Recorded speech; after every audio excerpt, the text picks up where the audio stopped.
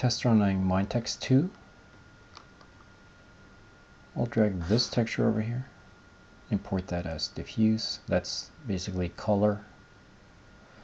It will automatically generate colors, normals, height maps, and it looks like this. Looks very nice already. You can have a box instead, cylinder, train patch, plane. Plane might be quite useful actually.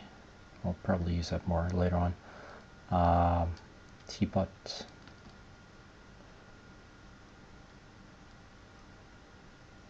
You can import custom, but I have, there were some issues.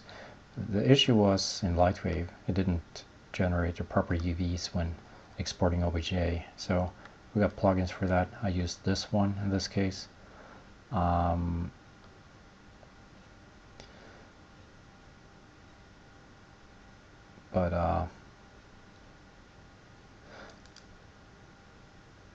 So there was a problem with the UV, exporting the UV, but that was in LightWave 11.62, so you might not have that problem. This is the rock though, and it looks really bad, and that's due to there's way too much displacement going on, but also because this is kind of low resolution, but there's the other thing. Let's just look at the height map here, and this one is really nice. However, it's mixing 3 of these shape layers, right? So I can crank this down. Let's make them go all the way down like that. If I rotate this now, it's only showing the normal map and it looks quite good.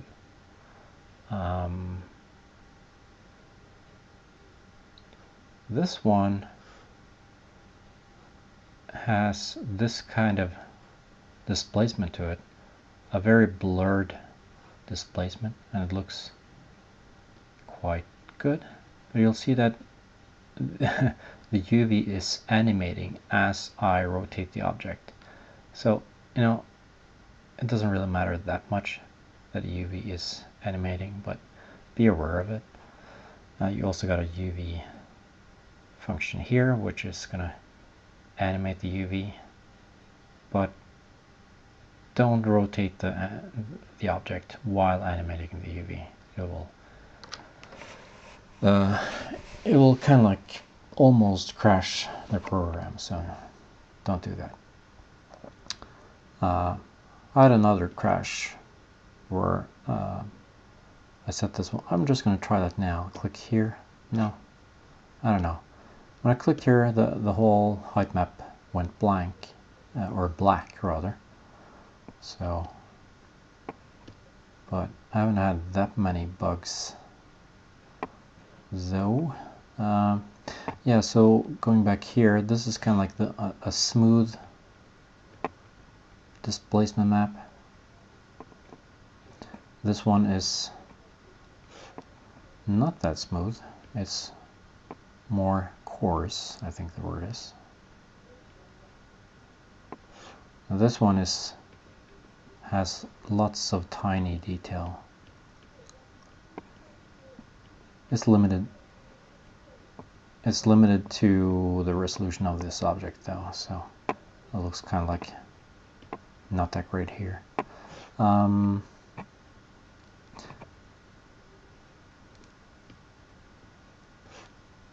Let's change this object for something else. Oops. You can click this button here to reset the view. Using a tablet, it's kind of like if you move it too fast, it can kind of like go like that. So, yeah.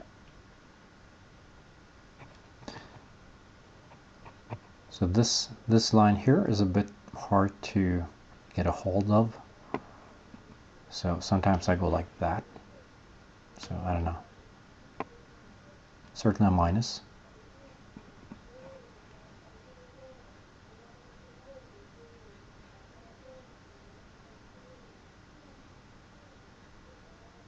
Oh, this guy's drunk. That's what happens when you live in a complex. Anyway, singing 2 a.m. in the morning. Cool. On a weekday. Popular man. Anyway, let's have a look at this one, and it's just easier to tell what's going on. If I go back to the maps and the height, luckily it stores the height here, so that's good.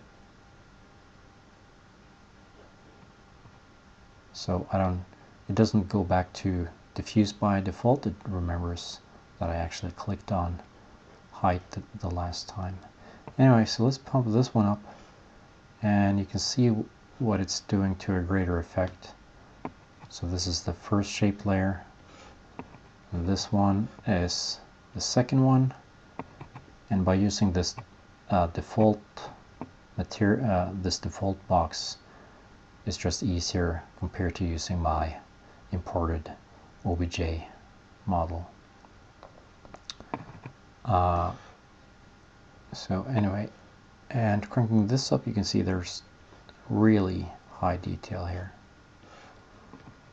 So importing your model, oops, and here we go again. Oh well. Importing your custom model, it's kind of like so-so. I'm not sure if I would recommend it, because the preview is kind of like not that good. Okay, so back here again, and it remembers that I had the height. Very good. So, you know, I can tweak this to my preference. And that's very nice compared to, you know, doing this in LightWave or something like that. I guess I could do it in LightWave, but it's just easier to do it in a standalone program, really, and adjust it. Of course, I can always tweak some of these settings later on inside LightWave. For example, lowering the displacement map, or the height / displacement map, lowering the effect of that one, or lowering the effect of the normal map. You also got these settings here. I think they are, let's see, linked to the height map. I'm not quite sure. Yeah, okay. So you can see here, it's also says here, this cross here, or the star, is linked to the normal map. So all of these settings here are linked to the normal map, which is good.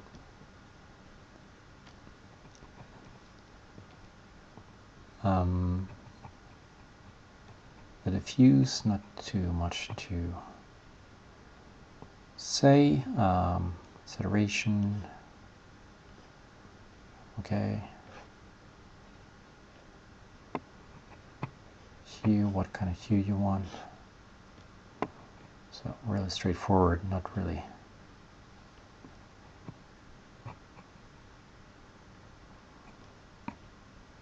You can also punch it on in manually.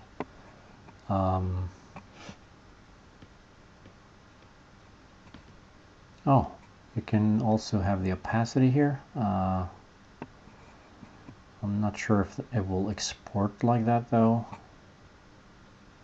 Could be. I'm actually not quite sure. maybe that's useful for something, I don't know. Flatten color.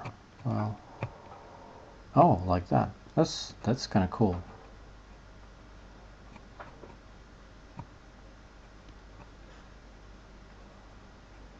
Interesting.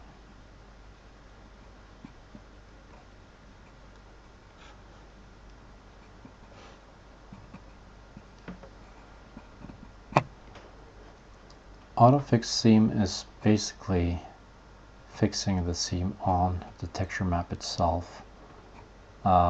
This is a seamless texture, so you can't really drag this one. You'll have to click here instead of dragging. So I'll click here and it will try to autofix the seam, and I think it will do an alright job, but the thing is it already is a seamless texture, so I don't need this. Yeah.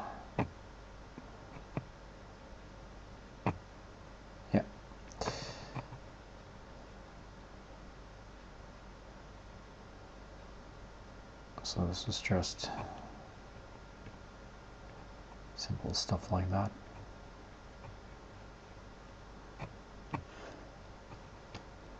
So diffuse, normal height, specular, nothing special, gloss,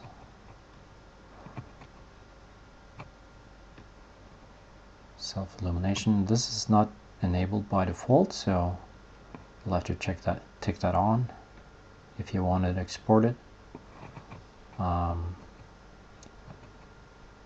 There's also map export settings here, and you will have to, oh, it ticks on by default by itself. I don't have to make sure that this one is on. Oops. That's good. Very good. So I don't need to worry about that being checked. I don't need to worry about this being checked as well. So if I disable it here, it's disabled here. Good. Very good. This just makes, you know, things much easier when generating these texture maps instead of doing that manually.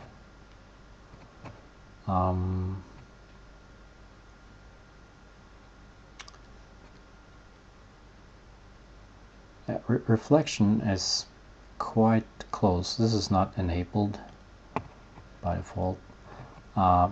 It's basically the same thing as specular, so we're not going to export that. Ambient occlusion. It just makes your texture look better. I think it's a fake ambient occlusion though. It's not really generating it in an intelligent way, so it's just a well, rough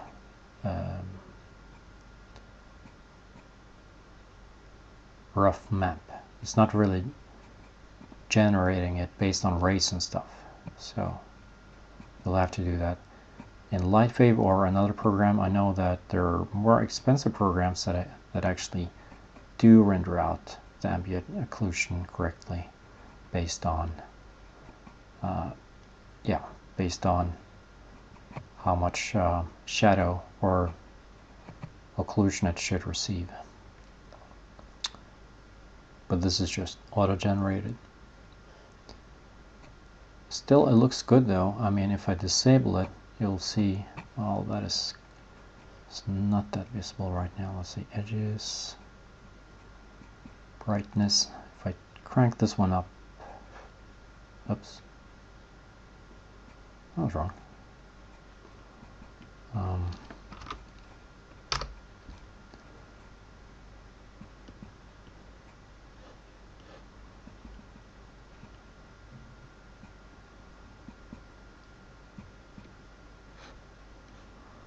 Having a hard time.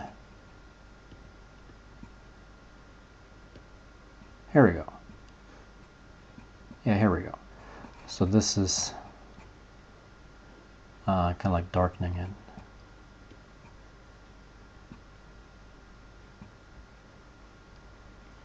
says here that this one is linked to, oh, it's dependent on the normal height map. Well, okay, cool. So this here receives info from the normal and height map. That's good. That's one of the things that I like about this program. It's 20 bucks only, and it's logic. It's easy to get around.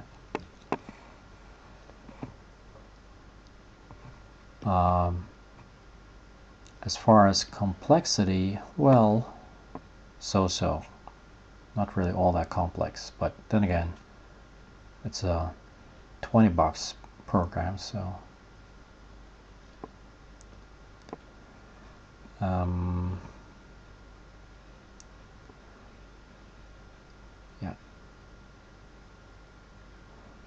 When you import the custom OBJ, you can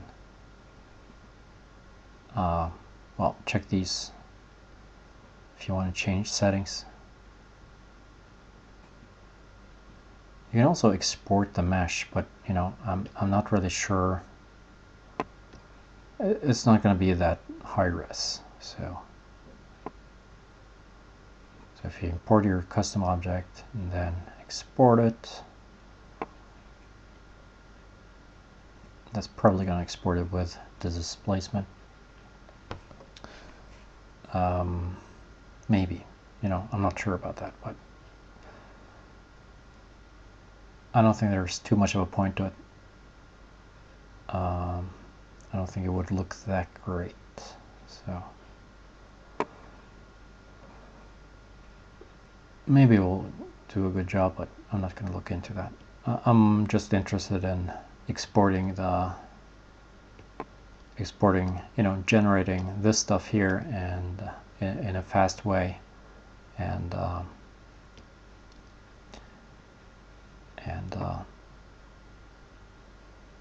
fast, and make fast tweaks really.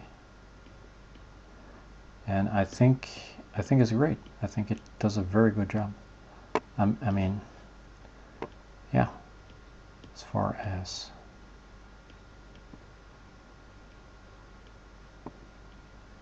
and you know, if you're doing like tons of textures, you don't really want it to be, you don't want to have too complex settings, so too many settings. You just want to create this really fast and just schmack it out by exporting, and it'll do that by using save all maps. There's also help here where you can go about blah blah blah, shortcuts. You can press V here to go like that. You can press F to go full screen, or click this icon to go full screen, and all this other stuff. Yeah, plus minus. Unfortunately, not available on the numeric panel. So minus and plus on the numeric, no. You'll have to do it next to the backspace button. It's okay though. 2D view, 3D view, yeah. And also there are other explanations here.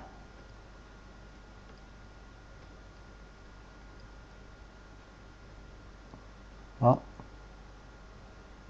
I guess bugs can and feature requests can be emailed here.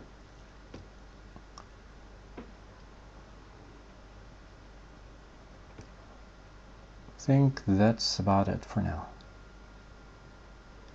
I thought it would be good to make a video on it because there's really no video out there on MindTex 2. Not that I found anyway, that covers it. So yeah, yeah, you can click this button. I don't think I showed you that, to show this map.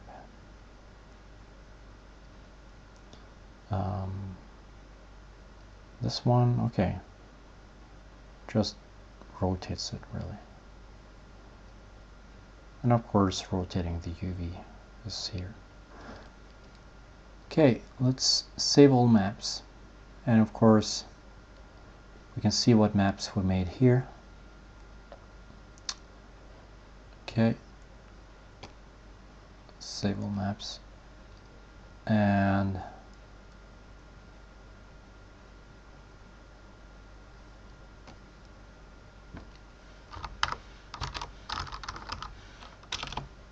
we just go like this. We'll call it something really logical like Gen 1. By the way, you can change, you can't really, well, maybe you can change it here as well. You can even save an icon file. I don't know why, but anyway. I'm not sure if you can change that here. I think you can, but you can also change it under utilities, I think. Anyway, so just create the name, hit save, and it's quite fast.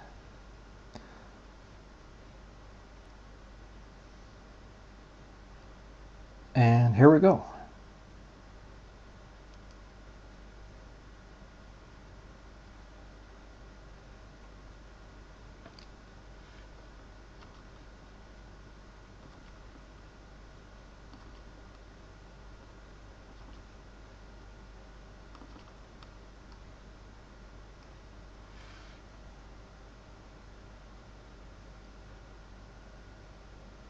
Yep. That's it.